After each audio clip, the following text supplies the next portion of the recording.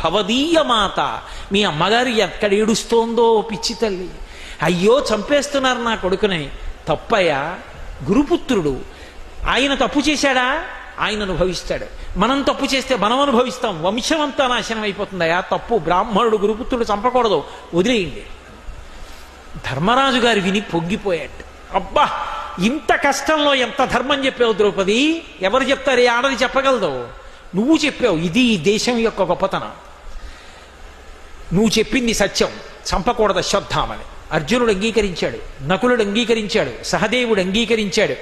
కానీ భీమసేనుడు లేచన్నాడు, కొడుకులు పట్టి చంపెనని కోపమునందదు వెర్రిది ద్రౌపది, వీడు విప్రుడే, విడువగనేలా వీనినిటి మీరలు చంపరేని నా పిడికిటి పోటులన్ వీని శరము భిన్నము చేసద చూడుడిందరం. ఇటు కొడుకులు మన కొడుకుల్ని పట్టుకు చంపేసిన వాడిని పట్టుకుని వదిలేండి వదిలేండి వదిలేండి గురుపుత్రుడు అంటుంది అంటే, మరి ఆయనకు ఉండక్కర్లా ధర్మం? మీరు చంపేస్తారా, నా శిరస్సు యొక్క పోటుతో 1000 ముక్కలు చేయనా వీడి తలకాయ, చెప్పండి ఏదో ఒకటి అన్నాడు.